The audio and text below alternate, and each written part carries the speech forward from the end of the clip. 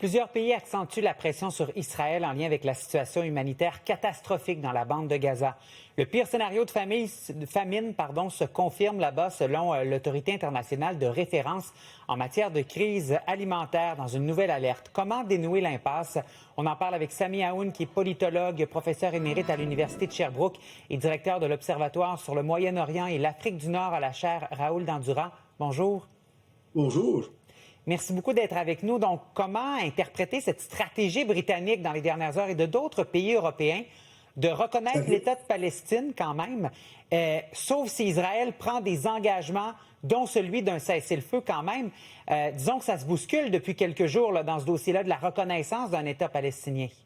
Oui, vous avez bien raison, et il y a eu quand même une rencontre assez importante aux Nations Unies qui a été organisée et guidée par la France et par l'Arabie saoudite, qui a vraiment abouti à un communiqué, surtout de reconnaître l'État palestinien ou l'État de Palestine, il faut être plus précis, en septembre prochain à l'Assemblée générale des Nations Unies. Et en ce sens, aussi la Grande-Bretagne s'est vue aussi rentrer dans ce sillage franco-saoudien.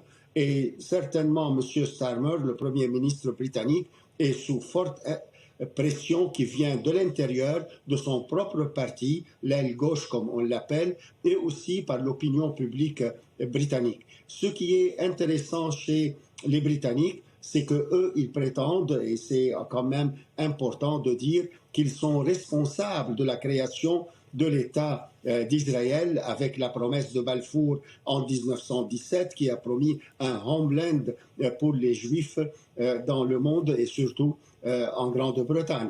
Et encore, ils se voient devant une grande responsabilité puisque la Grande-Bretagne a déjà accepté dans le plan de partage et dans les résolutions des Nations Unies, surtout la résolution 181, que la légitimité d'État d'Israël est dépendante et conditionnée par la création d'un État palestinien.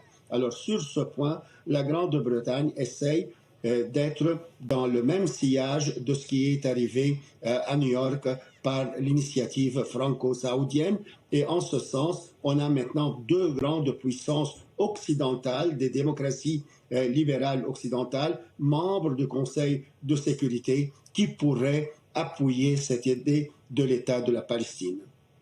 Et le pire scénario de famine se confirme à Gaza. Les experts le voient là. Israël dit qu'il y a des camions d'aide humanitaire qui ont été autorisés à entrer depuis lundi. Les ONG disent que ça en prendrait 600 de ces camions par jour pour répondre aux besoins.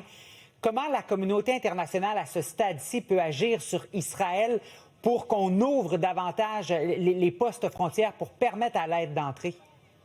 Certainement, il y a la pression de l'opinion publique mondiale qui est en faveur de la cause palestinienne. Mais si je reprends un peu ce qui est arrivé dans le dernier communiqué de cette rencontre franco-saoudienne avec la participation de plusieurs pays, il semble qu'ils ont mis un échéancier avec une date butoir. Dans 15 mois, il faut que la guerre se termine et prenne fin. Et aussi, ils ont mis des conditions que l'État d'Israël reconnaisse certainement l'idée de l'État de la Palestine et pacifier avec les pays arabes et surtout sa profondeur dans la région, mais encore que le Hamas se démilitarise et qu'il cède les commandes dans la bande de Gaza à l'autorité palestinienne. Entre-temps, il faut quand même avoir un comité qui pourrait faire la transition. Mais le Hamas aussi a perdu en ce sens qu'au niveau idéologique, la solution à deux États maintenant se confirme contre parfois son gré, historiquement je dirais, mais aussi de l'autre part que la présence de Hamas à Gaza n'est plus permise par l'acceptation des pays arabes qui ont signé ce grand communiqué. Alors en ce sens, il faut voir comment à l'intérieur d'Israël, où il y a vraiment une pression sur M. Netanyahou, il y a des grands intellectuels, des grands juristes, des grandes plumes en Israël qui disent que nous sommes au bord d'une famine qui ressemble à un génocide. Et ça, c'est une forte pression sur la société israélienne, la société civile, sur le gouvernement Netanyahou. Du côté palestinien, encore on a de la pression contre la mouvance des frères musulmans qui menace parfois la stabilité, qu'ils soient en Jordanie, qu'ils soient en Égypte. Il y a une pression pour qu'ils cèdent et aussi qu'ils temporisent un peu leurs discours et leurs actions pour pouvoir aboutir à un allègement important des souffrances des Gazaouis à ce moment-ci. Sami Aoun, merci beaucoup d'avoir été avec nous. Je vous en prie. Passez une belle journée.